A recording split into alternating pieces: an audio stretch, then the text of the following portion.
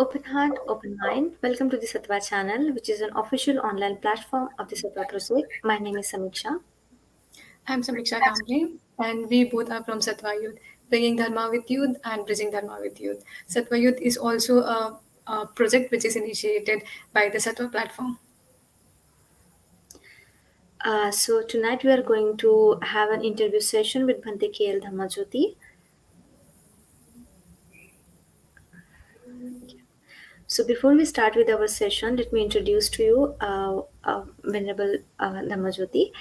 Venerable Professor KL Dhammajoti is currently a director of Buddha Dharma Center of Hong Kong, Chair Professor, School of Philosophy, Renmin University of China. He was awarded in 2015 the Kensei Fellowship Award for Lifelong Achievement. In 2019, awarded Rector Emeritus by the International Buddhist College, Thailand. Venerable Professor K. Dhammajoti advocates a non-sectarian approach to the understanding of the Dharma. It's an honor to have you, Bhante, tonight with us. Thank you for joining. Thank you. Thank you very Thank you much, for Bhante. the We are very introduction. delighted to have you. Thank you. Yeah. So let's start with our session. The first question we have is that we have heard that you are coming back to Malaysia to set up a Buddhist research center, and so we would like to know about it. What is so important about this research center, and how will it affect the future of Malaysian Buddhism? Well, first of all, also again, I have to make a small correction. I'm not setting up a research center as such, although the center I'm setting up is going to be involved very much in Buddhist research. So it's not one-sidedly an academic research for scholarship. So it will not be called a Buddhist research center. It will be called a Buddhist center. Malaysia Buddhist Center or Buddha Dharma Center of Malaysia. Yeah, and we want to emphasize the Buddha Dharma and not even Dhamma to show a non-sectarian emphasis, to highlight the non-sectarian emphasis. So it will not be a research center for one thing. Yeah, and you ask me what is so important about it. Well, I'm not sure. That depends on how you look at it. For some people, it may not at all be important. And but the thing is, I think I like to be humble. Yeah, I'm hoping that I can, at my age, as a Malaysian, coming back to Malaysia, I can make a humble contribution to the cause of Buddhism, in particular, in the aspects of training the younger generations, right, in Buddhist scholarship. I think that Buddhist scholarship in Malaysia should be more systematized, should be promoted, and should be improved on, as it is. I must say, as a Malaysian, that you hardly sense it among the Malaysian Buddhists, the so-called Buddhist scholarship. Yeah, I think it's important that we should correct the direction of development of Buddhism, right? Through Buddhist education. So the Buddhists must be trained in a systematic manner. And as far as scholars are concerned, Malaysian Buddhists should not shy away from the best form of Buddhist scholarship. Why apologize if we can really train ourselves to be among the top Buddhist scholars in the world? Let's do it. However, this my project hopes to emphasize that I think the intellectual Buddhist, in particular in Malaysia, should not be one-sidedly academic. Yeah, and that the whole being must be involved in it. It's not just his brain, not just his information that he's going to gather, but the inspirations he can gain from the Buddha's teachings and examples. Yeah, and he's we talk about the five skandhas. Buddhism is ideal to transform the five skandhas. What are the five skandhas? Yeah, you know that Rupa, Vedana, Yeah. Samkhya, Samskara, Vijnana, or in Pali, Rupa, Vedana, Sanya, Sankhara, Jnana. So there are all different aspects that make up what we call a sentient being. Yeah. So it's not just the physical aspect, not the wiring, not the Rupa aspect, for instance, and not even just Vijnana in the sense of understanding things in an intellectual way. But the intellectual aspect also should be developed, but to be integrated with his feelings, with his Vedana, with his Sanya, with his volition, samskaras, and so on. So we hope to emphasize this, yeah, and we want to show that it can be done, yeah. So in brief, Malaysian Buddhists should not shy away from Buddhist scholarship. We should be ashamed that we have not sufficiently developed in this. There should be awareness in this area, in this direction. So I hope by setting up a Buddhist institute and guiding my students in this and the Buddhists in general in this direction, I hope I can make a humble contribution. Yeah. Now, also, I said that we should feel ashamed. Let me say a few more words to explain that point. When you look at modern Buddhist scholarship, uh, in the last couple of 2-3 centuries, you will understand that the important Buddhist texts were translated not by the Buddhists themselves. Yeah, and maybe in the case of Pali texts, yes, the scholar who translated them, they were at least at heart Buddhist. I can feel that. I really appreciate their the emotional involvement. But in the case of Sanskrit Buddhism, for example, yeah, the important Mahayana texts, such as the Awakening of Faith in the Mahayana. Have you heard of it? Awakening of Faith in the Mahayana. And there are many other texts, like the Mahayana Samkaha, Vijapti Matrata Siddhi, Abhidharma Kosha Bhashya, etc., etc. All these important texts were not translated by the Buddhists themselves. So we should feel ashamed that we have to wait for the Catholic fathers, Protestant reverends, and scholars who profess to be uh, to be pure so-called scholar, scientific scholars, and they are the people. They were the people who translate these texts. For instance, Professor Lamotte, Father Lamotte, he translated Mahayana Sankhara, and the Surangama Samadhi, and Vimala Kirti, and all these very important texts from Chinese, Tibetans, and in collaboration with Sanskrit materials into English. None of these were done by the Buddhists themselves, and also other important texts like Abhidharma Bhashya. Yeah, it was translated by yet another Catholic father, another great man that I admire. That's Professor Poussin, Tilavali Poussin. They're all from the Belgian tradition. And then their guru, Levi, also a Catholic father.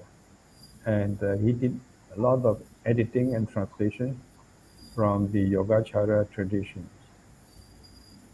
Yeah. So I think I'm sure the Malaysians have sufficient, what should I say, brain, because they are human beings as much as these great Catholic scholars and fathers had. Yeah. But we have not been aware of the importance of studying Buddhism rigorously, systematically, in a manner that is considered as scholarly, right? That is from the perspective of Buddhist modern scholars. So I hope that I can make at least an initial humble contribution in encouraging this aspect. Yeah. Thank you. Uh, Yes, that's very yes. important. Mhm. Okay. Yeah. So we should correct ourselves from Buddhist Research Center to Buddhist Center. Yeah. And So sorry, let me add one important example. You know, I have mentioned this in several of my talks. Yeah. One example, why besides the fact that we should feel humble by these Catholic fathers, and they were great people that I mentioned, the three that I mentioned, but there were some Buddhist, the Christian missionaries who were out there to convert the Buddhists and the Asians into Christian by learning Buddhism, by translating Buddhist text. Not that because they were interested in learning the spiritual message. One example, for instance, uh, the translation of the Awakening of Faith in the Mahayana. That book, you can get it free. You can download it free online. And it was translated for the first time into English by a Christian Reverend Father, not father, a brother, yeah, who was working as a missionary in Shanghai. Yeah, his name is Timothy Richards, I think, if I'm not mistaken. Now, this book I read as an undergraduate. This was something like 50 years ago. So I forgot the full detail, but you can see it there. There are a few things that still stick in my mind, and he was trying to translate, say, Tathagata, important term, as the Messiah, for example, and more importantly, he translated a Central Buddhist term called Tathata. Buddha Tathata is a term that stands for reality. And he says that he translated it as through capital T, model, capital M. Do you understand what's insinuating? It's No. very, very clear. Yeah. You see, in the Christian message, yeah, God created man in his own image. Yeah. So now, if you if you accept what he says, that the absolute reality expounded by Mahayana Buddhism is nothing but their God. It's the true, it's the model on which beings are created. Oh, there are many, many examples. We don't have time to enumerate in that book, in its translation. Yeah. And I feel that some Buddhists, very genuine Buddhists themselves, committed Buddhists, they do not sense this. I hope I'm wrong in sensing them. But I think that's a good example. So we have to work hard now. We have to train ourselves to be able to translate the Buddha's messages, translate the sutras, both the Pali as well as the Sanskrit and Tibetan and so on, into modern language, particularly in English. Yeah, for that we need rigorous systematic training. Let me hope that the center that I'm proposing can at least initiate, as I said, this kind of training. Yeah. Sorry. Yes. Carry on. yeah, okay. Thank you so much, Bhante, for shedding light on that. Like, it's a problem, and you highlighted many important point from there.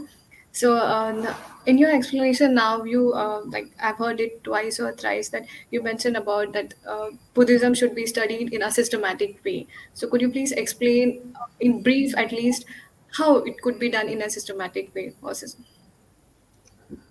Well, this is what we are understanding as scholarship. Yeah. So I don't think you need much explanation. Any education has to be systematic. Any training, systematic means you must have steps. Yeah, you must have different levels from the from the bottom, from the lowest level to the highest level, and gradually, right, in a planned manner. Yeah. So this is the systematic approach, and this is what we call modern scholarship. Although, of course, it is not confined to modern Buddhist scholarship. You find it in ancient Buddhist wisdoms, in the ancient Buddhist text. Yeah, when you read that text, you see that this text displays systematic scholarship in a modern sense also. Yeah, and it also now the type of perspective that a modern student, we are talking about Malaysians now, aspiring to study Buddhism systematically, should have, for instance, a sufficient objectivity, right? Should be prepared to accept historical developments, the facts of historical developments. For instance, you can say from the religious dimension, you believe in the Buddha preaching at the Vaushu Peak, the Sattva Pundarika Sutra, and every word from that Mahayana Sutra was spoken by the Buddha. That's fine from a spiritual dimension, yeah. But you have to be aware that from the at least a perspective of historical development, yeah, and the analysis in terms of theology, in terms of historical facts, you can't forcefully, yeah, make the Buddha the direct speaker of the sutra that today we find in Sanskrit. Yeah. Okay. This is not to say. Let me warn you that my understanding, my feeling is that this is not to say that that is not the important dimension of a spiritual experience, right? In which the composer of the sutra or sutras, though in later time, felt that experience that they were getting the inspiration from the Buddha. So in that sense, it depends on how you look at it. In that sense, well, they are the teaching of the Buddhas. You might even say direct teaching of the Buddha. Let me, in this connection, give you also an example from a Mahayana Sutra.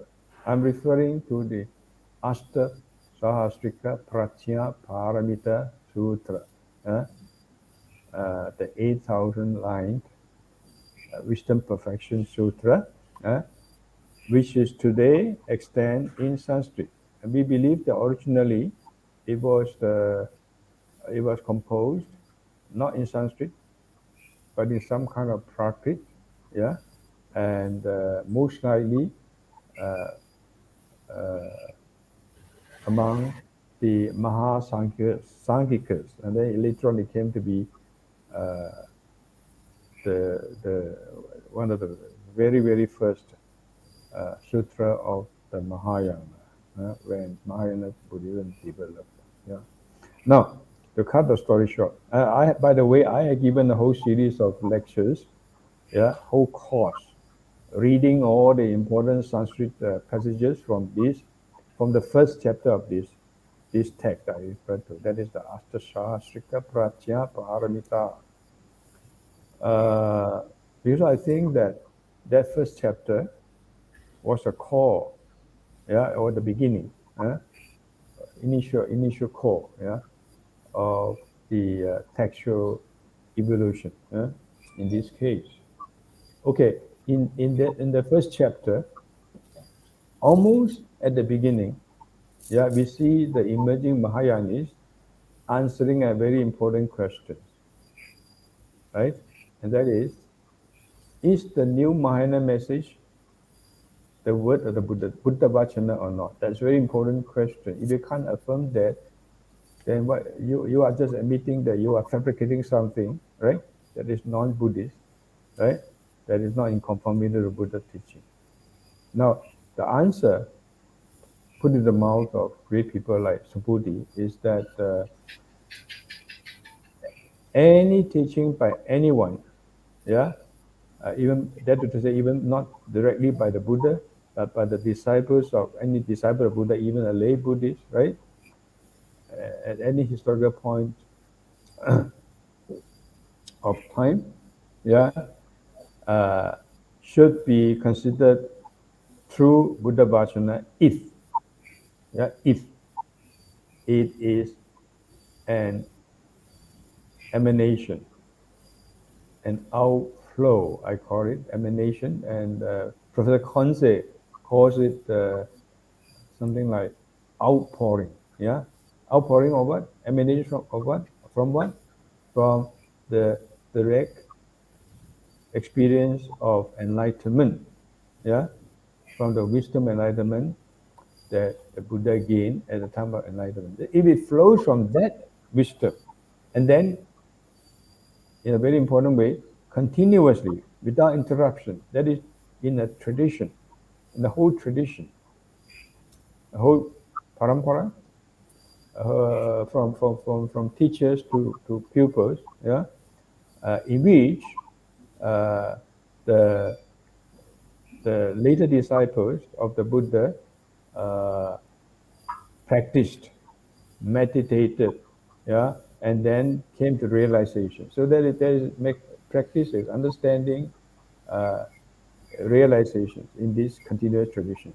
If a message flows in this way, right, in a continuous tradition, and if the exposition does not contradict the reality as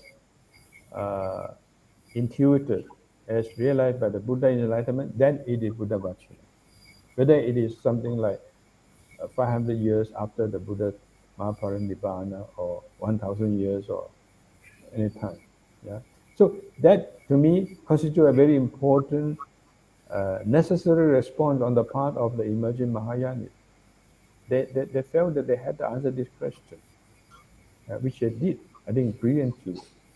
So whether say Mahayana Buddhism, whether Mahayana Sutra or Mahayana Buddhism is Buddha Vachana or not, that depends on how you understand it. Understood in the way that I've explained as an outpouring in consistent or as an emanation directly from the Buddha's wisdom, right, through a whole continuous tradition of study, practice, and realization, then it is Buddha Vachana.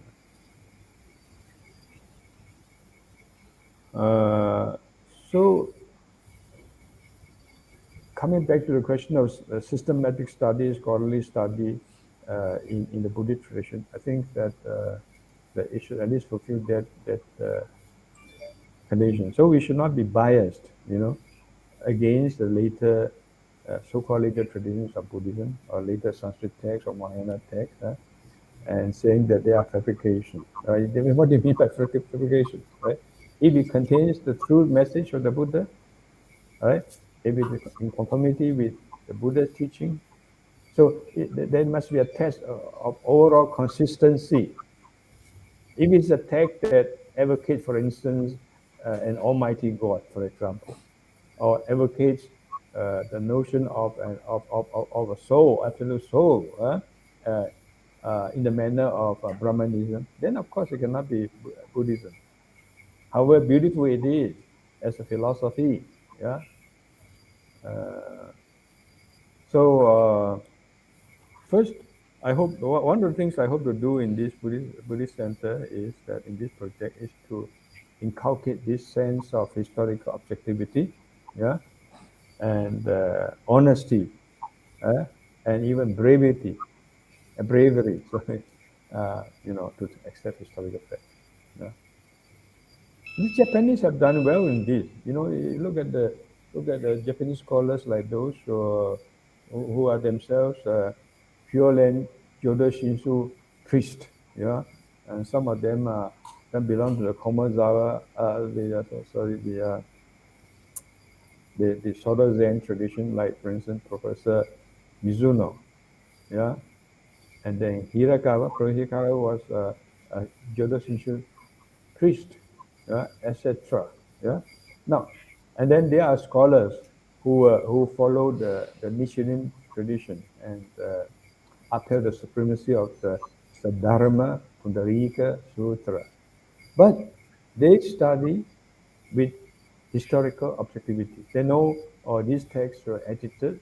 These texts were not at the time when the Pali text, for instance, originated. Much later, and the traditions that came down to us are from different sources, and in some places quite contradictory. There were many textual problems, but they never lose faith in the profound spirit, profound message, spiritual message of the sutra. I think this is a good example of integrating, Buddhist, integrating the emotions and feelings of a Buddhist scholars, right, with intellectual objective studies. So we lack this, certainly very, very much in the Buddhist study in Malaysia. Yeah, and I would say that generally among the Asian communities throughout the world now. Yeah. We hope that we can improve, we will progress in this manner, but it requires initiative, right? It requires brave leadership, yeah, and we hope to contribute in a humble way in this direction. Yes. Thank you so much, Bhante, for explaining us like what is the importance of historical objective, being historically objective, and then what we should consider to be Buddha Vachana. So, Yeah, yeah. So I might also add that I have talked about the Sanskrit tradition. The same criteria should apply to the study of even the Pali traditions, right? I, for one, I, for one, do not believe that the Pali text represents pristine Buddhism, a pristine word of Buddha. I can't. I think that is too much exaggerated. Yeah, and the Pali texts also have been edited.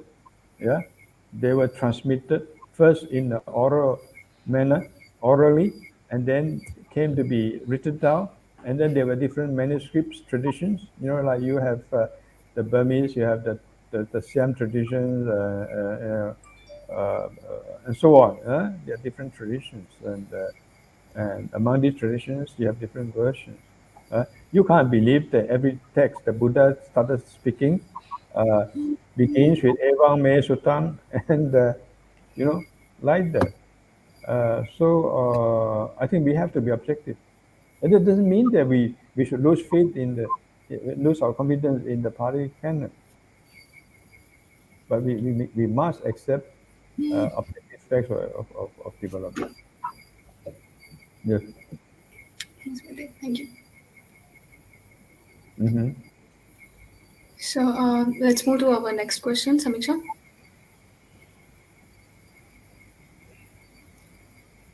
Okay, maybe Samīkṣā cannot hear us. So, what type of courses will be conducted at the center? Is it only about Theravada or Mahayana school of thoughts or both? So, I think the second part of the question is what you have already answered, that Mm. maybe it is uh, related to any Yeah. particular sect. So, but Yeah. if you could please elaborate the first part. Yes.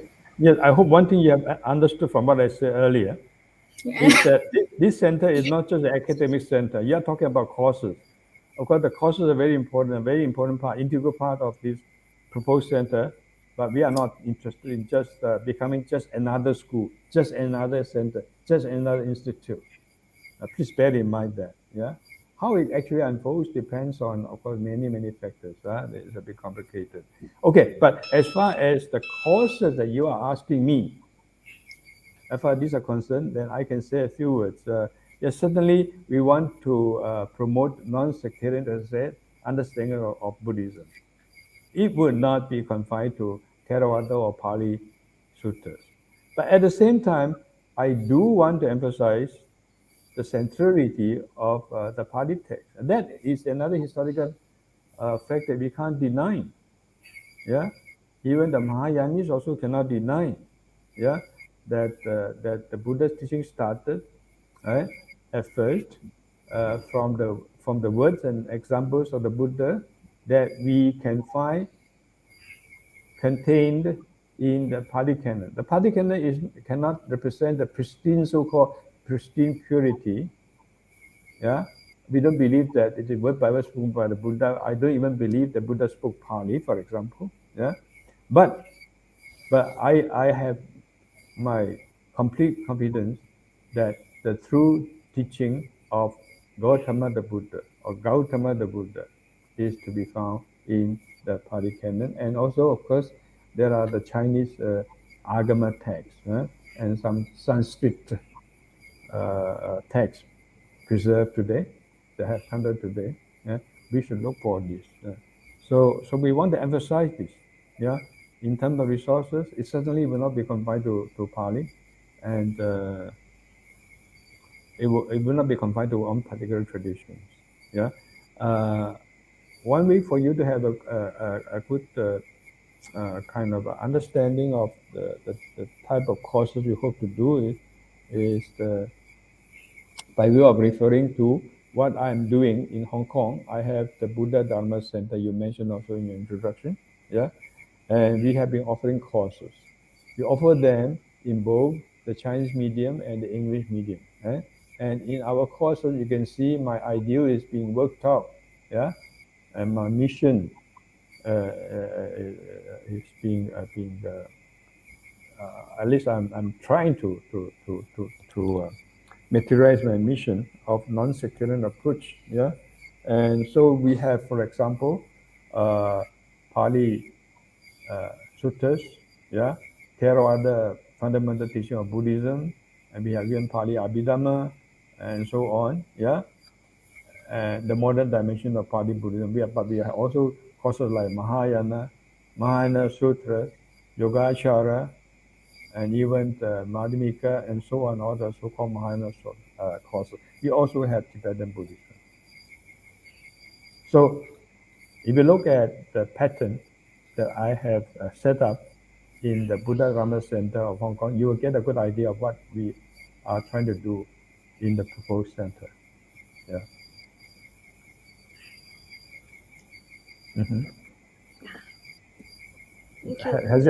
Is that question answered?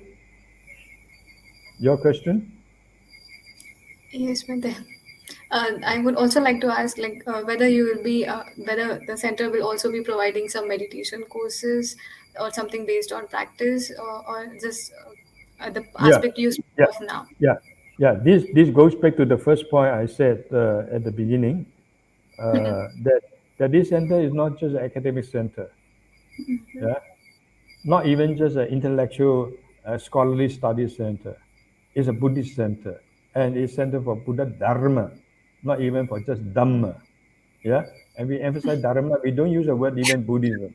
And there's a very important distinction between Buddhism as such, as an institutional religion today, and the true Dharma or Dhamma of the Buddha. So we hope to emphasize that the Dharma is for practice. The Dharma is for realization. So there must be the aspect of practice. And we do emphasize meditation. But we can't, in a way, we can't hope to follow the examples of, for instance, the forest meditators in the Theravada tradition. They are great. They're very, very great. But we follow a balanced approach. A lot of time and energy have to be spent on understanding. So, but meditation certainly will not be left out. Now, for example, in the Buddha Dharma Center, well, first of all, I myself practice meditation every day. And when I'm out here, of course, I'm a bit disruptive. But, in my place, everybody knows, whether in Sri Lanka or in Hong Kong, meditation is an integral part of my life. It's done every day, whether it is, whether it's Saturday, Sunday, or even Vesak Day or New Year Day, it makes no difference to me. We do in a humble way. We don't pose, we don't style as the meditation teachers. So that aspect I would inculcate among the students. In Hong Kong, I myself even personally lead puja and meditations. As you might say, a Buddhist professor. I lead them to bow down to the Buddha every Sunday. Of course, meditation is every day. That is in the morning. But on Sunday, it's open to the public. we do puja, we do meditation, and I give a sermon in a traditional manner, not a prepared scholarly lecture, but sharing in the true sense, the spiritual sense. That kind of things I hope to do also in our center. Yeah, of course. Uh, Under the present circumstances, because of the COVID-19 situation, right, we may not be able to do much of this kind of group gathering weekly, and that's why in Hong Kong that is not functioning at the moment. Only at temporarily not functioning. Otherwise, every Sunday, the whole of Sunday up to Dana, you emphasize Dana also, the traditional Buddhists, the Bangladesh Buddhists, the Sri Lankan Buddhists, and the Hong Kong Buddhists, they come to offer food to the monk, and they feel happy that they can do offerings, right, to people that they respect, that they can share their faith in a deep manner with and relate to. Yeah. So all this will be in the center. It's not just a school. I don't want to set up yet another school. No. Okay. So as to this aspect, definitely it will be there.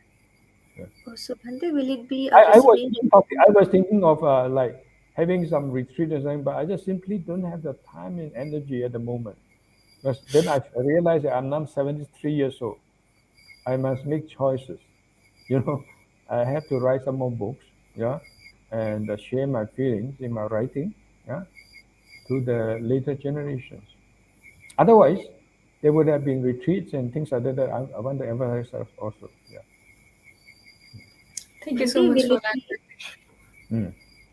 Bhante, will it be a residential center or how it will be? Will be, I did not hear that word. Will it be a residential center? Residents, no, we don't have money.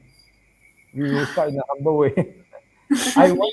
Okay, that brings back to a more meaningful point. You asked a question that you did not ask why I thought of coming back. And one thing is that I feel that now I'm 73 years old. Yeah, and I have been kind of a wanderer. Yeah, in exile, if you like. Overseas, I never have a place of my own to settle. I do have a little place in Sri Lanka, but that's for training the young Bangladesh novices and monks. Yeah, but apart from that, I don't have a temple. Yeah, of course, I'm grateful that other temples invite me to be resident, but I don't want to be yet another resident. I don't want to be yet another employee. Yeah, that's why its only solution is to set up your own center. You have to have your own place in a humble way. Yeah. So in a humble way means that I can't have big fun, and then I never do. I don't know how to do big things. Yeah. So we do on a small scale, and we won't be able to, at least for the time being, provide accommodation to students as such. Yeah. But as it develops, if there's enough awareness in Malaysia, yeah, if people support enough, that aspect may develop. Yeah. Thank you. Let's move on to the third question. Mm.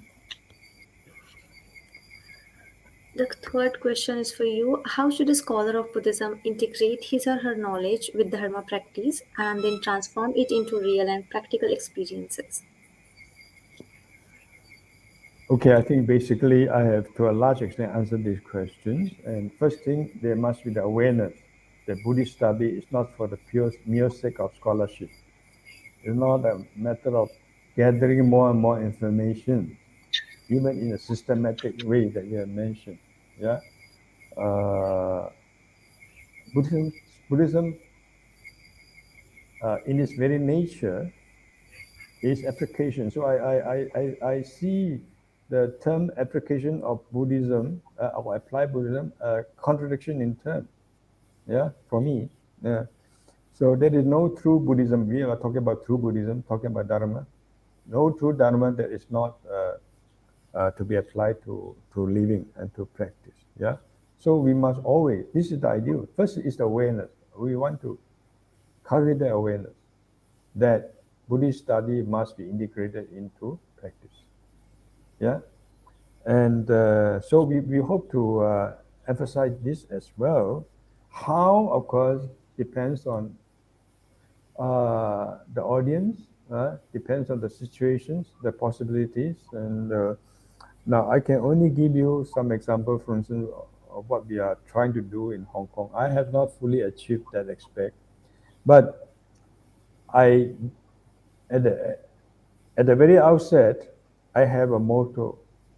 Yeah, there. That is the integration of Buddhist study and Buddhist practice. In Chinese, this is 学佛而佛学，佛学而学佛。Buddhist studies and Buddhist practice cannot be divorced from each other. So this is how we differ from, say, the academic study in the universities. I was, as you know, teaching in the universities. I have been a professor for many years, and but I'm constrained, yeah, by many in many ways, in the academic situation, yeah. And so I want a little sense of there's away from all these constraints, yeah, away from organizational power hierarchy, and politics and so on. It's only given this situation, this condition, that you can talk about integration of practice and studies. So there we do emphasize. For instance, I've already told you that I set an example myself, right, by leading all Buddhists, whoever who come to the center every Sunday, yeah, every Sunday, not one Sunday, not once a month, every Sunday, yeah, for hours, the whole morning, doing puja, talking about devotion and faith and emotions and so on, and meditations and sermon. In the sermon, the sermon is not a planned academic lecture. Yeah, it's a spontaneous. Again, it's spontaneous. I'll pour from the depth of my heart what I want to. I feel like sharing maybe a few minutes before the session. I thought I would think, yeah, I'm going to say this. Yeah, if I have, it is something that needs to be more systematically presented, then I will jot out a few points if I have time on the PowerPoint. That's all. It's not a really prepared talk. So this is what I believe to be the case in the early Buddhism. The Buddha never planned any scholarly lecture as such. Yeah, and I think that is more genuine, is very more inspiring that way, and we do that. And this is one thing that we do by way of emphasizing and putting the practice that emphasis, right, of integration of Buddhist study and Buddhist practice. And also not only that, we hold celebration like Vesak and so on. And again, not as mere mechanical observances. And I lead myself and explain the importance of mindfulness in the context of Buddhist rituals, the importance of even confessions, but how Buddhist confession is different from Catholic, say, let's say, atheistic type of confessions and so on. Yeah, on every occasion, I make it a point to share the Dhamma. Yeah, even in a funeral ceremony, even in the ceremony of accepting dana, it will not be just a scholarly thing or intellectual thing. Yeah. Then I in the classroom, I relate what I have learned from the text, yeah, when I teach, right, to my own experiences. Yeah, I point out the inspiration that we should look for in, for instance, a Pali passage that I'm expounding on. I'm not just expounding the grammar and the sentences and the meaning, right, in an academic way. So in this way, I hope that my student can feel my faith, can feel my commitment, yeah, and then be inspired. And I am in turn also inspired by them. There should be a mutual inspiration in this. And this is one important way of integrating study and practice. I study and I learn every time I teach. Yeah. And as I learn, as I read the sutras and prepare myself for the lectures, yeah, and every time I feel that I'm gaining something new. And I know, yes, this is what I want to share in a classroom with my students. Yeah. Okay, so there are many ways there's no rigid way. If there is a rigid way, that is not the proper way. Yeah. The ways of integrating Buddhist practice and Buddhist study must be natural. Yeah, must be genuine. Yeah. Yes. Thank you, Bhante. Mm. Uh, I think we have one. Can we display another question, please? Mm. Yes. The next question is Theravada, Mahayana, Vajrayana Buddhism. Does Bhante agree or disagree with the modern form of Buddhism, such as engaged Buddhism, humanistic Buddhism, integral Buddhism, etc.? Yeah, your question is not very grammatical. So you say Theravada, Mahayana, Tata, don't they agree or disagree? Now suddenly with I can't link it up grammatically. Can you explain that? Yeah.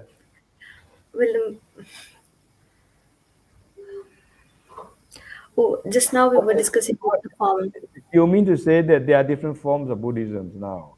Theravada, Mahayana, Vajrayana, and also so-called engaged Buddhism, humanistic Buddhism, and so on, right? Because you put that, do you agree in the middle of it? Yeah. Yes, Bhante. The meaning. Yes, let me explain the question. I think this has been formed in a really Yeah. in a grammatical wrong way. Yeah. Meaning is that we have traditionally considered Theravada, Mahayana, Vajrayana, these three forms of Buddhism, Yeah. and now in modern time, now we have term Buddhism in such a way like Mm. engaged Buddhism, humanistic Buddhism, integral Buddhism, in this Yeah. way. So Yeah. It is clear to me now. Yes, yes, Bhante. it's a good question. Yeah. First, let's talk about the traditional forms of Buddhism. I think there's nothing wrong with having different traditions. I talk Yes, about Bhante. Definitely, yes. going beyond the sectarian attitude, but I want to emphasize that when you study in an objective way, I think, as I said, the Japanese scholars who are also practicing Buddhists themselves, and many of them at least are, show a good example. When you study Buddhism objectively, scientifically, whatever you call it doesn't mean that you have to give up your tradition. In fact, you should be able to feel proud about the tradition to which you belong, and to bring out more feeling as a Buddhist. But the important point is to substantiate, right? Is to is to is to demonstrate the validity, the authenticity of your traditions, right? And on the basis of what you understand to be the true teaching of the Buddha. Yeah. So you must always go back, for instance, to Indian Buddhism. This is one point I emphasize. Going back to Indian Buddhism. Yeah. Whatever you are, whether Theravada or even Mahayana or Chinese Buddhist, Japanese Buddhist, all forms of Buddhism come from Indian Buddhism. That's why we emphasize Indian Buddhism, talking about one of your questions about the courses we offer. Yeah. And in fact, I see this way of emphasizing an appeal, return to Indian Buddhism as a very, I think, very important way, I think, very useful way to unify all Buddhists. Unify all Buddhists. Whatever tradition you belong to, later tradition you belong to, that's fine. Love your tradition. Yeah. Do not lose faith in your tradition. Of course, unless you have genuine reason to be disillusioned. Yeah. Uh, but all schools of Buddhism are united, right? Hopefully, right?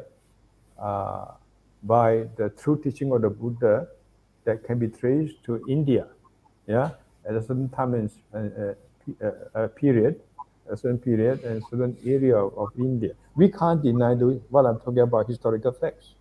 Yeah, I've been saying that. So yes, these are Theravada, Mahayana, Vajrayana. These are, for me, they are all acceptable. The Buddhism from the beginning recognizes the fact that sentient beings have different capacities, different backgrounds, different orientation, different inclination. They must all be accepted. Yeah, and you, Buddhism is non-authoritarian. You don't obey, like say, the Bibles or the authoritarian texts, because they were authority from God, from the Almighty God. Yeah. And you must, as for instance, the Buddha teaches in the Kalama Sutta, you should be able to experience the teaching of the Buddha yourself. Yeah, and it is your experience that is most important. Of course, I had to qualify what I said that, but today I don't have time to expound on this. Right? I don't mean, for instance, for one thing, that I don't encourage you to have a kind of a purely rationalistic kind of ultra rationalistic, especially type of Buddhism, but the emphasis of the individual understanding, experience, and choices are very, very important in Buddhism. So you can belong to any of the traditions, and you must gain your own experiences. But personally, for me, regarding engaged Buddhism that you asked very specifically, I shall be a bit more specific in my response. Engaged Buddhism, humanistic Buddhism, so-called individual Buddhism, etc. There are many now labels. My humble opinion is that actually the first thing is to really truly understand the true teaching of Gautama the Buddha, historical Buddha. Yeah. And okay, let me elaborate a little bit. Let's say engage Buddhism. If you say, oh, Buddhism are not, the Buddhists are not good Buddhists today because they are not engaged in society. They don't go out to do charity work. They go out to, relief work. And actually, by the way, we do all this also in our humble way. We have a Sri Lankan relief project at the moment going on. Raising funds for them, all these things. You might call this engaged Buddhism, but I don't want to label myself as such because, as I said, Buddhism is always for practice. Buddhism is always for the alleviation of suffering of all sentient beings. It's not something that is to be imposed uh, from the perspective of these modern thoughts like engaged Buddhism and humanistic Buddhism. Buddhism is humanistic because the whole of Buddhism is based on humanity. It's human-centered. Yeah. So to label a humanistic Buddhism may have the advantage of emphasizing that aspect, but it is already in Buddhism. Just like I said, that applied Buddhism, all Buddhism, or in the true sense, is applied Buddhism. It's applied Dharma. Yeah. I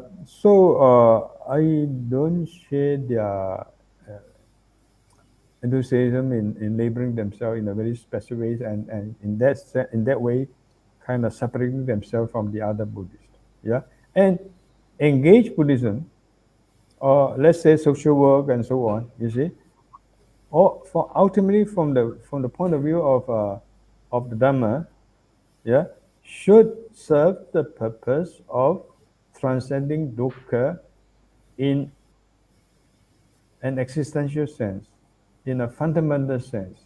Yeah, I mean, it's not doing service to give food only to the poor, who are starving.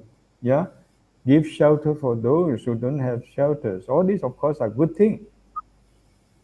Please don't misunderstand me and misquote me.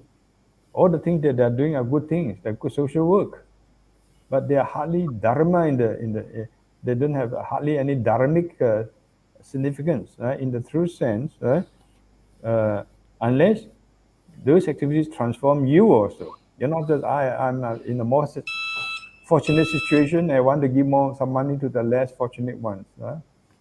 But in the whole act of giving, you transform yourself.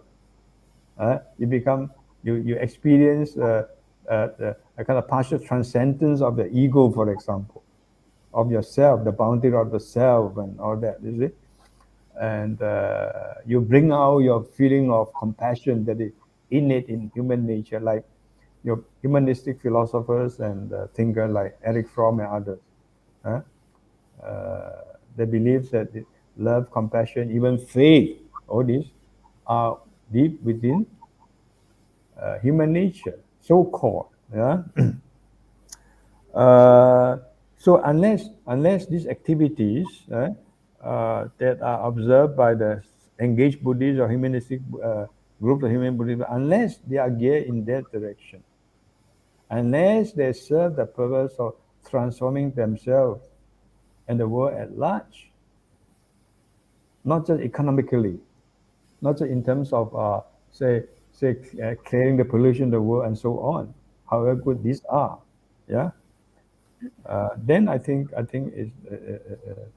it's still not quite the same as Dharma in the true sense that I understand. Yeah. Just like I would like to ask one more question. Mm. The terms like engaged, humanistic, integral, do you think that these terms come from the Western world to secularize Buddhism, or Yes. Good question. Yeah, sorry, you finish your question first. I comment on this. yeah, that's what I wanted to understand you, that do you feel in this way that they comes from the Western world to secularize Buddhism, the traditional Buddhism, I from do, I do, I do. I happen to feel like this, and maybe in a way, maybe not exactly in the way that you are feeling, but I think that some of these kind of notions and these movements are inspired or influenced, right? Are conditioned by Western value, Western understandings of the human situation, and often these understandings are quite different in a fundamental way from the Buddhist vision. Yeah, even application Buddhism. And if you have Buddhism, it has got to apply Buddhism. Yeah, otherwise you cannot be in the forefront of science, and otherwise you can't present Buddhism to the modern world. And that kind of complex, that I think many Buddhists have. I'm not saying that all now. Again, please be honest. I'm not saying that all members of engaged Buddhism or humanism are like that, but I think I do see a very important negative aspect that they look up to the West, what they do, And one thing about the West, I have a talk on Western value that I'm going to elaborate on this.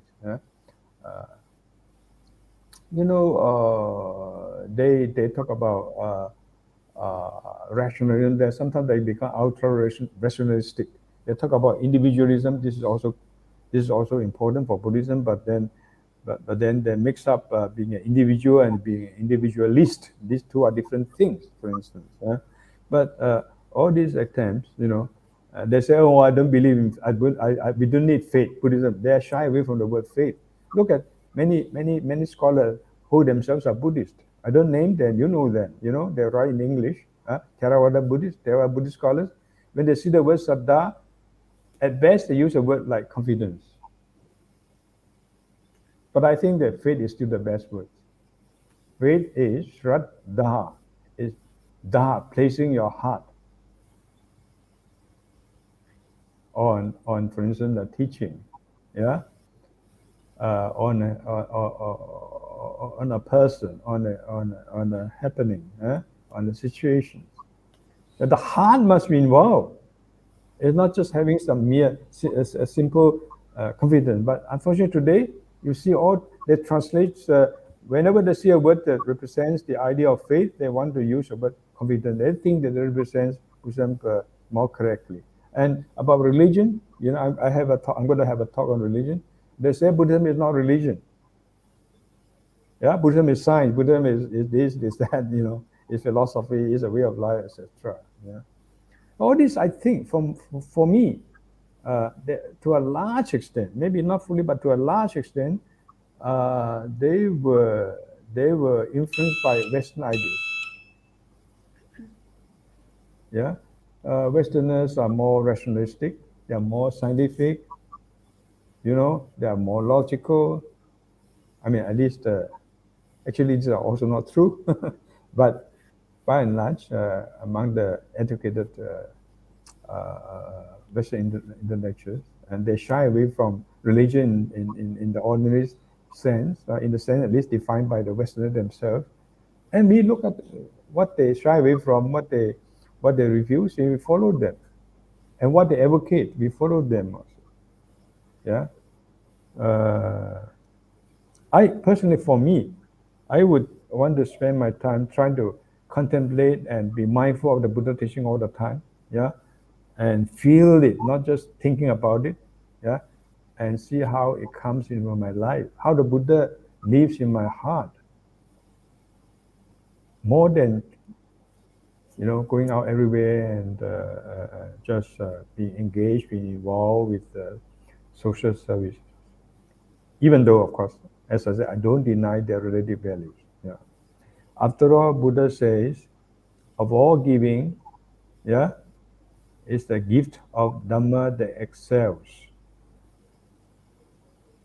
If you are engaged, you spend all your energy and you emphasize to everybody that to be a Buddhist means to be busy collecting fund and doing this social work, and you will neglect the gift of Dhamma. And to be able to give the Dhamma, you must have the Dhamma. You must truly understand it, integrate it into your life. Yeah, and you must meditate, for instance. You must have some at least certain amount, certain sense of realizations. Otherwise, how can you really give the Dhamma? Imagine that we are all asked to be engaged in that way, in a way that some of them advocate, then all this will be lost. It's just like the whole movement, like Vipassana and mindful movement. They say that if you mention connection with Buddhism, then you exclude other people, and then you benefit less people, and so on. So the kind of there's an implicit shying away, from Buddhism, from religion, from tradition. Tradition is very, very important. Yeah. Yes, thank you, Bhante. I think we are running out of time. Samīkṣā, would you like to? Next Yeah. question. So, what do you think is the real future of Buddhism in Malaysia or Southeast Asia as well as in the world? Well, I'm not a great teacher, and I don't pretend to be one, and I'm not here to give advice to all of them, but I like to I want to share my feelings with fellow Buddhists, yeah, and whom I feel some worth in what I want to emphasize. And first, the first thing is you must understand the true teaching of the Buddha, whatever tradition you belong to, and then never aim to be just pure scientific scholars. I'm addressing the Buddhists, by the way. I have no right to demand that Buddhist scholar must have the religious dimension. But for Buddhists, yeah, and who are engaged in scholarly research and studies, I think the first thing is to be aware of your feeling, your commitment, your emotion, yeah, as Buddhist, and that requires a true continued discerning of the Buddha, understanding of the Buddha, the phenomena of the Buddha, phenomena of enlightenment. So first thing is the awareness, and that awareness is not just a concept; is to be developed and cultivated. Yeah, and then for me, for instance, I don't like people to label me as a Buddhist scholar. I don't think of myself as Buddhist scholar as such, but in certain circumstances, of course, if I go to let's say, if I'm teaching as a professor in the university, if I'm going to a conference, yes, I don't shy away from that.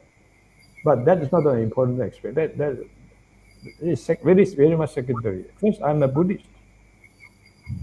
I'm just learning from the Buddha. And only secondarily, I'm maybe a scholar, maybe a professor, and so on. You see. So I think this is what I want to share with what you call the modern Buddhist scholars, in studying Buddhism. Yeah, bring out your feeling, transform your five skandhas in your study, and gain inspiration from the Buddha continuously, from the Buddha's teaching and examples. So I'm afraid I can only I can share some of my ideas and feelings in a general way. Yes, Bhante, thank you. So, I think we should go on to our next question. Yeah, So, I told you that some questions are not really relevant, but anyway, make sure that your questions are relevant and fit into the whole context of your interview. Yeah, what is your question? so Yes. maybe this question is like bit more technical than the stuff we were discussing previously. So rather than this question, let's discuss about like what is the background of your interest in particular Sarvastivada tradition, or like majority of your work you have done in Sarvastivada tradition. So if you could please tell us about that particular interest. Well, when I look at my background, I came from a background of Chinese Buddhism. Yeah, and I took refuge as a Buddhist under a Chinese Mahayana teacher, monk. Yeah, and later on came into also, and that's only later on, right, into Theravada Buddhism. So I appreciate both traditions. Yeah, and there were Mahayana teachings that really fascinated me, particularly the doctrines of the Yogacara, and then that's because it's a whole system of practice and realization. Yogacara is, is a practice of, it's a cultivation of spiritual practice. And as I was trying to understand more about, say, the teaching of Miyati Matrata, can you follow me? The doctrine that nothing exists outside the mind. Yeah, no external reality apart from the mind. And I realized that I had to go back to early Buddhism, and I had to link up early Buddhism and Yogacara teaching through Abhidharma. Because if you look at the whole Yogacara, actually, it's basically a lot of it is actually Abhidharma, and particularly Sarvastiva Abhidharma, because yeah, in the audit developers are mainly concerned with the Sarvastivada tradition in a broad sense. Yeah, so that's how I first got into Sarvastiva Abhidharma. Yeah, today also I feel that there's so much to learn from that tradition, and it has been neglected in modern time. Yeah, Theravadism, of course, very very important, certainly. Yeah, and I make great effort to study it, to understand it. Yeah, to practice it. But we have all these rich resources in Sarvastivada.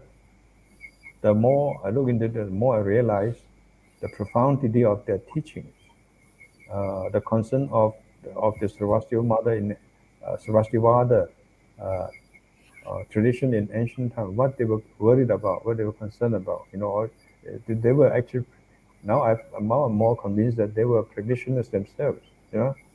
And they want to make sense out of their practice and their realization and the realization of their gurus, of the tradition. Yeah, and they have left they have left behind their profound impact on the whole development of Buddhism. In a way, the whole of Mahayana is developed on the basis. This, with a little bit of exaggeration, we can say that development on the general Sarvastivada tradition. So it's very, very important, but very little studied, very much neglected. That's how I was drawn into it. So, okay, now that we have created a link between uh, this question, so could you please answer this also? That what is the relationship If I between think, yeah, yeah, at if least I in think they're relevant, if I think it's relevant, yes, you go on. Yeah, sorry, Yeah. So what do you want to ask? I did not hear so your now question. that we have created a small link, so could you please, in brief, at least answer this question of the relationship between Sarvastivada, Abhidharma, and meditation? Oh, as I said, if you look at the whole of Yogachara, of even the practice of spiritual practices, including Zen and so on, in even Tantric Buddhism, right? Uh, I think basically you can say, in a general way, you can say that they're all derived from the practices, the meditational practices, right? And the understanding, interpretation of the meditation experience in the Sarvastivada. So from the beginning, Sarvastivada Buddhism cannot be divorced from meditation. And when you look at the Sarvastivada text of the Mahavibhasha, you know, and Sanghabhadras and Jnananusara and so on, Abhidhamma Bhashya of Vasubandhu, you see that it's basically an exposition of meditation. How to meditate, why we have to meditate. That's an understanding. What are the premises? You might say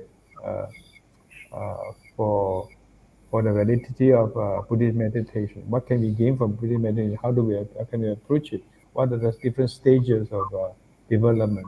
So the Sarvastivada leaves behind a rich and important tradition of meditation, meditation practices and understanding of meditations. I give just one example. You know, in Mahayana in general, talking about meditation and progress, one can speak of the 5 stages, as in somewhat later Yogacara. So the stage is, first of all, of preparation, of sambhara, of gathering up requisites. So you prepare yourself, understanding, intellectual understanding, and also understanding that is based on meditation also, the so-called, say, Shrutamayi Pratya, Chintamayi Pratya, and Bhavana Mayi Pratya. You know what I'm talking about? Yeah? And then you have the Punya Sambhara and the Jnana Sambhara. These are Sambhara. These are provisions, that the preparations that you must have. Then you go on the spiritual journey. One day you must sail into what is called the Darshana Marga. You see? And it's only then that you become transformed from being a Pratyakshana, from being an ordinary worldling on the one hand, into a so-called Arya on the other. That transformation must take place. Right? For us, if there's no such transformation, then the person has wasted his time practicing the Dhamma. As I said, it's not just for intellectual understanding or gathering more information. There must be a transformation. In brief, it's a transformation from the nature of an ordinary being, full of craving, hatred, ignorance, and one day into what you might call roughly a saint, an Arya. So that requires an entry into this path called the Darshana Marga, the path of insight of meditation, of vision. Yeah. Then you transform there. If you don't enter into it, it doesn't matter how much struggle you have done, how much moral observation you have made, you are still ordinary being. Okay? So then it leads on to the next stage, the stage of Bhavana Marga, where you continue to transform yourself, continue to remove all the negativities, all the clashes that are left after that critical stage of entry into vision, the path of vision. So this, now you come to this, what they call Bhavana Marga, cultivation. And then through the process, finally you become an Arhat. Yeah. Now that scheme was developed, articulated by the Sarvastivada. And that was the very scheme that came to be adopted in general in Mahayana practice. I would say even including Tibetan practice. Of course, Tibetan, there's a lot more to say, and they have their own elements of Tantric Buddhism and so on. But underneath all these things, basically, the whole division of stages of practice and realization, the foundation was laid by the Sarvastivada. And you see them in the Sarvastivada text. The bulk of this, look at the Abhidharma Bhashya, for instance. You know, a large part of it deals with preparations, right? For entry into what I've just described as the Darshana Marga.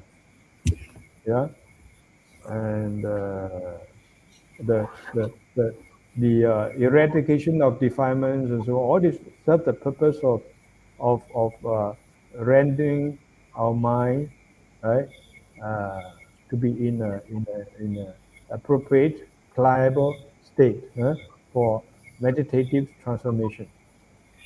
Yeah, and then it goes on to describe the different fruits, like the stream entrance and so on, and up to the arhat, very articulately, elaborately.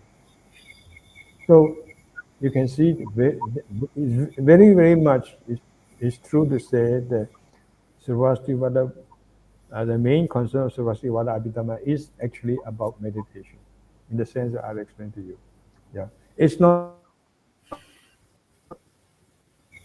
scholasticism understood by Westerners. So I think we were done with this question. Yes, Bhante? Yeah, yeah. I think we So have done let's with it. move towards the next question. Yeah. So the next question is why it is important to study classical Buddhist languages for the Buddhist community. Well, this is another aspect that we want to emphasize in the proposed news center. Uh, I think it's very, very important because one reason why Buddhism in Malaysia has not progressed is because they lack the equipment of what we have been calling systematic rigorous studies. huh? You might say Buddhist scholarship. And Buddhist students and Buddhists in general in Malaysia have been just reading secondary sources like English translations or Chinese translations. Yeah, these are all translations. Yeah, I mean modern Chinese translations. And you will look at these translations. Sometimes they can be misleading, confusing, and occasionally it can even be distorting. Just now I gave the example of the important Mahayana text called the Awakening of Faith in the Mahayana. If you rely on a translation by the Christian missionary, you'll be misled. You'll be converted as a Christian. Yeah. So, for instance, if on the other hand, if you can read classical Buddhist Chinese, yeah, and truly understand the concept and the terms, then you can at least figure out yourself, yeah, that this translation is misleading, is wrong, it's horribly distorting, yeah, and then you can listen to through spiritual message of the text, and also likewise for Pali translations and Sanskrit translation in English, yeah. Today we have, fortunately, we have great translators, like Yanamoni, Bhikkhu Bodhi, and others. And to a large extent, they're reliable, but there's still a translation is necessary and interpretation. Yeah, if we are serious, we are talking about Buddhist studies. We are talking about a scholarship in Buddhist study. Then you can't just rely on secondary sources. You must be trained to read the original text in Pali and in Sanskrit. Yeah, hence the importance of learning these languages. Now, I believe that you do not have to be great scholars of these languages. I, for one, I'm not. Yeah, and but they are important tools to be used. Yeah, for for assessing the original text, Pali text, Sanskrit text, classical Buddhist text, and Tibetan text. Yeah. So this aspect is missing, right? In fact, not only in the Buddhist community of Malaysia or Singapore, but in the whole of Asia. Now, even generally in the whole world, yeah, and a very small percentage of Buddhist readers, Buddhist students is committed, serious students who want to know about Dhamma, yeah, can actually access the original text. Today we must correct that. We must begin to learn these languages. Yeah, I think it's very, very important. So we emphasize that, for instance, in the Buddha Dharma Center of Hong Kong, and I'm going to emphasize it if I succeed in setting up a center here. Thank you, Bhante. Yeah, and also learning Buddhist languages make like develops an interest or make the studies. Being a student of Buddhist studies myself, I could see that uh, the more I have studied languages, I study Sanskrit mainly, so studying languages have built my interest. Yeah, it's not only interest. I think I would say I would use the word inspiration. You feel more inspired. Like if Yeah. you follow the Pali chanting, if you know the meaning, you feel like you are brought back to the time of the Buddha. Yes, You are definitely. within the whole line of spiritual transmission. And you feel that as if the Buddha is still present in front of you. The ancient great masters are in front of you. That inspiration aspect, right, is something to be experienced if you go into the original languages, not just through English translation, Chinese translation. Yeah.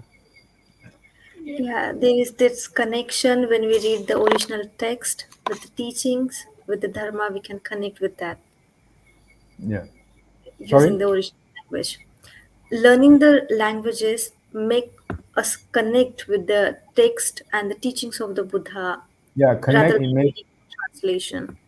Connect in many senses, even the Yes, spiritual sense. Yes. yes, yes, Bhante. Um, I think So now we I have think only. I think that is going to be a feature, a distinct feature of our so-called courses, and we have demonstrated that in Hong Kong, and we hope that we can slowly do this in the same way here. Yeah, we also hope that your vision comes true. Well, I'm just open myself, and I'm being talked into coming back, and my heart is a little bit stirred up and moved, but it depends on causes and conditions, as Buddhism says. Okay. I So don't at last, contrive towards it too much. Yeah, I must say that, and but I think I have a serious feeling for it. I can put it that way at this stage. Yeah. yes. So throughout your answers to the questions, you have given lots of advices for the students of Buddhism and Buddhist practitioners in general. So at last, I would like to ask you to please conclude, or could you give any final sets of highlighted advices? So that would be our last question. I think I have highlighted too many points already. Yeah, and I feel that Malaysia has not established a tradition of a proper tradition of Buddhist studies. Yeah, and there are some great efforts being made. Like IBC is one great effort to be appreciated, but I think a lot more is to be done. Uh, to initiate a new direction of Buddhist study requires not just money, requires not just hardware. Yeah, and all this will become secondary. Yeah, in comparison to the human factor, you must have the teachers, you must have the leaders, and these leaders cannot be just sitting in the office. You know, and I think of the whole idea of the ancient Nalanda, where the teachers and students live together, discuss Dhamma in a very natural way, and all this understanding, discussion integrated into their living. I hope one day that ideal we can come near to that kind of ideal. My humble thing, of course, cannot hope to go that uh, that level. But let's hope that it initiates some awareness of this. Yeah, and so this is my main advice. Also, therefore, to always remember, Buddhist study for the Buddhists is not just for the mere sake of study in the intellectual sense. Less still in the academic sense. Yeah, and study must be integrated into practice. We can't be perfect. Yeah, in this attempt of integrations is a process of try and error. Yeah. But we must first have the awareness of the need, yeah, and have the commitment to it, the sincerity to do it. And in doing so, often we have to go upstream. We may be laughed at, we may be rejected by, maybe a large number of Buddhists. And what are you people trying to do? We Chinese know Chinese, and that is enough. That is good Buddhism. We don't need Indian Buddhism. You don't need Pali and Sanskrit. And the Pali people say, no, no, no. Anything that outside Pali is not Buddhism. So that is why I emphasize the true sincere unity of the different existing traditions in Malaysia, different communities, different so-called schools of sects of Buddhism in Malaysia. Yeah? And so in doing this, sometimes, as I said, we have to go upstream. Yeah, we have to move against the current, and we have to have the bravery, the commitment to do so.